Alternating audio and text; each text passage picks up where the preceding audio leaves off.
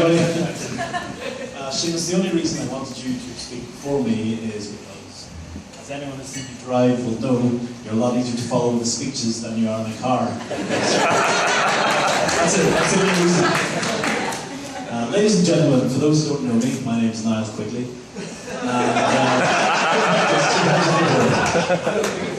I'm proud to say that I've been best friends with Paul for as long as I can remember. It's both an honour and a pleasure to be here today. Paul, I was honoured when you asked me about 14 months ago to be here today. Unfortunately, the pleasure will be arriving for about another 10 minutes, but we'll get there once the speech is over. It's coming. Firstly, I'd just like to start by reiterating that our bridesmaids, Elisa, Zara, Natasha, and Neda, you all look stunning today.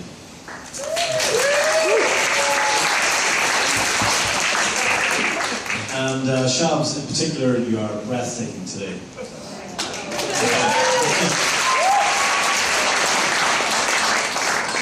Looking at you today, Shabs, it's quite apparent why Paul has that ridiculous grin on his face. I think you just totally overwhelmed him. He's kind of glazed over there. I'm not sure if he actually knows what's going on today.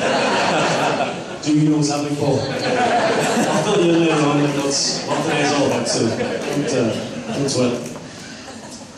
Yes, so Paul and I have known each other for a very long time. Our families are very close. We grew up together and we went to school together. We attended different universities. I came here to Manchester and Paul went to the University of Ulster. And after gallivanting across Spain for a couple of years, he was at a bit of a loose end. So we got chatting and I suggested he come over here. He had thoughts on Liverpool, where his brother went, my brother went, your cousins Chris and Rory went. But I thought, like, don't go to Liverpool, come to Manchester, come back to me, and we're all on today, so you're welcome, everybody. Thank you.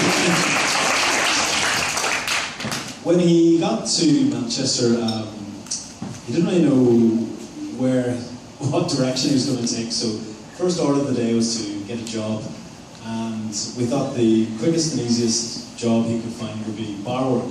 So I remember one wet Saturday afternoon, we just traipsed around the city centre with a bunch of CDs, and there was lots of work. There was no experience necessary. We went to all the bars, and Paul, he would have worked anywhere. There was no bar too pretentious or not too shabby. Although he had two minor stipulations. Number one, no evening work. Number two, no weekends. I think he wanted to be Manchester's first and only 9-to-5 barman. Needless to say, he never got the call. Paul then tried his hand in the call centre industry. However, following one particularly unsavoury incident after an all-night party, Paul decided to forego the customary norms of office attire, and he rocked up to work shirtless, wearing only his overcoat and trousers. He then decided maybe his heart wasn't in that business. He actually decided he wanted to become a teacher. This is true. Paul's field of interest was business studies. So to get on the teaching course, the PGCE, he had to go through a whole day interview and presentation on his specialty subject, which was information and communication technology, or IT as I would have known it. Anyway, the night before the presentation, I called round to his apartment where he was living with Kevin Harkin and Peter Faulkner back there. And I remember calling around and said, "How's it going?" And he said he couldn't have been in better spirits. He was feeling grand completely, and he was really pleased that he actually got his presentation all ready in time for the next day, which is very unlike Paul. Then he showed me his presentation. Now you can imagine my surprise when I discovered that rather than showcasing his technological abilities, Paul decided to do his entire IT presentation using overhead projector acid hits. For the record, Microsoft PowerPoint was launched in May 1990. This was 2009. I thought, okay, he's just trying something different. So I remember just browsing through them, reading through these acetate things, and I noticed at the top of each one, in big print, you had ICT, Information Communication Technology. But I noticed that some of them had ITC.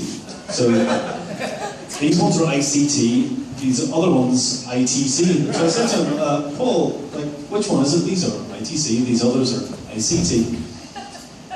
He looked at me, he looked at them, and his face just dropped completely. There was obviously some mix-up in the spelling. He turned white, blotchy, began sweating profusely. Much like the nervous wreck you see before you today. I felt kind of bad. We told him, you know, he'd be fine and kind of G'd him up again for it. We convinced him, like, be okay, go ahead, you'll rock it. So we actually convinced him to go over them with a permanent marker. Just saying, they'll never notice, go for it. Anyway, I got to the full day presentation and interview, and in the morning half the group presented to the other half. And I wasn't there, so this is Paul's report, but he tells me there were some seriously slick operators there that morning. A lot of them had like MBAs, these guys were masters of industry. They were rocking up with seriously aggressive pinstripe power suits. Thankfully on that occasion Paul did have a shirt on, so at least he was going somewhere. But these guys' presentations are just like snap, crackle, pop, like all bells and whistles. They've got integrated video, 3D graphics, like the works, and things are just blasting across the screen. Next, it's Paul's turn, and they asked for his USB memory stick. He asked for their overhead projector. And it's just blank faces. They don't have one, but they haven't seen one for years. At this stage, Paul just goes to pieces. He has to hand over a bunch of these acetates, ask the interviewer to spread them all over the table, apologising for his permanent marker annotations. He then proceeds to give what is generally considered in certain circles to be the worst presentation ever made on information and communication technologies, in which his information is wrong, his communication technique is appalling, and the technology he's using has been defunct for 14 years.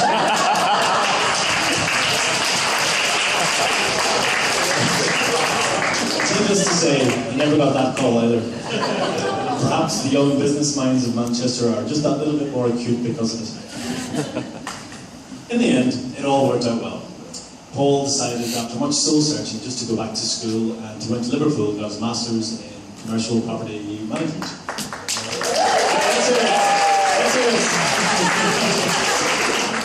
And after that, he did get the call, and just a few years ago, he became a chartered surveyor. A private one forever.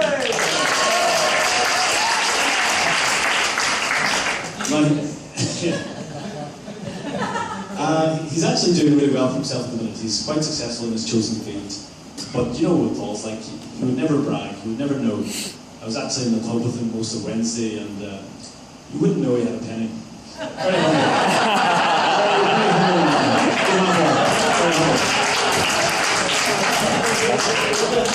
So to Paul and chaps, we've heard their version of how they met.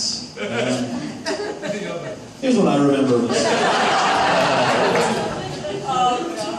They met in the infamous nightclub Mojo's in the city centre. Now, I won't hear a bad word said about the place. I actually broke my arm trying to get in there one night. Regrettably, a true story, but perhaps for another day. I wasn't there as prepared. I wasn't there the night they actually met, so I don't know how it went down. Perhaps a stolen glance, an exchange of numbers, I don't know. But I was there the week after, when they had their first follow-up date. So I remember I was in the house. It was myself, Paul, and Pete Faulkner living together. And I knew he had the States, and I came down the stairs, where I was met by the unmistakable reek of Lynx Africa. There was Paul, going through his usual pre-date routine, vodka. And I noticed there was a bit of, he was quite anxious. He's kind of just drinking. I was like, you alright? So he's like, yeah, just Mick is scared tonight, and I was like, yeah, you told me like she's pretty dead on, isn't she? She's like, yeah, definitely dead on, girl. And I was like, so what's up? And he says, I was we're going to meet and tonight, and she says she'll be waiting for me in the beer garden at the Met. I was like, right, whatever. And he said, it's just that I can't remember what she looks like at all.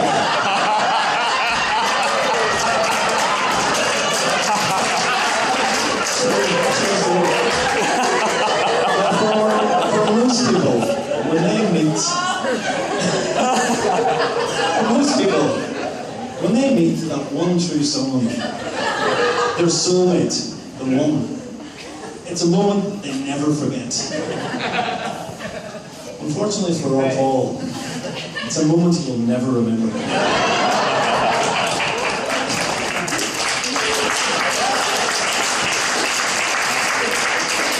Anyway, so off we went on the date, and as the evening drew to a close, Pete and I started to get a bit excited because you were going to get good crack. Whatever went on, it was going to be a story. So we just getting, when's he coming back? And the hours kind of passed away, and we actually became like, an old married couple just kind of worried about it. Like, he said he'd be back at 10:30, like, where is this guy? And suddenly, just like from the shadows emerges this, what appeared to be like a Batmobile, this long, sleek, slender BMW Z3. Z4.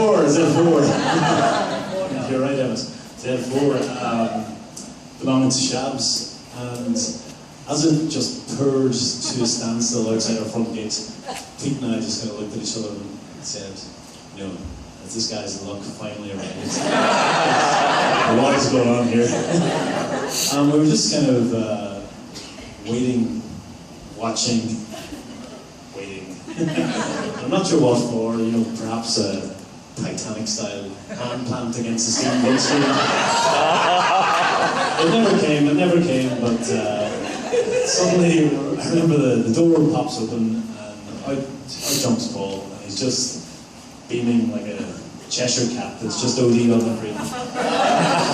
And he comes bounding into the house with Brio, and he's high-fiving us. Just like, he was on a high. And we could tell it was special.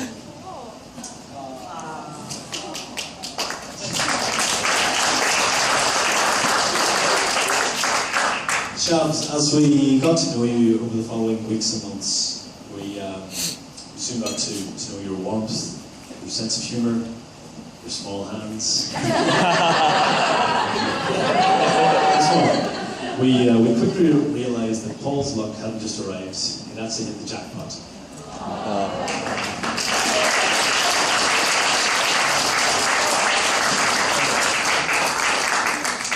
Shabs, I've never known Paul happier since he's met you. As he says, you've been a hugely positive and stabilising influence in his life. That was he needed it. You complement each other beautifully, and you make a wonderful couple. I thank you for looking after him now that I'm in Australia. You drove me out. And I look forward to watching your relationship flourish over the coming years and decades. So I'd like to propose the final toast to our lovely couple.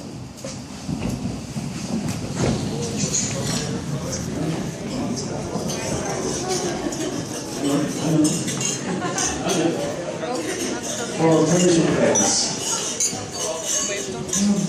Persian friends, Shad Mashido Salamat. For our Irish speakers, Bega Hassan Doinor. And for everybody else, I just wish you all the health and happiness in the world. Ladies and gentlemen, we'll raise your glasses, and as we say, cheers, slancha, and best salante to the lovely Paul Shabs.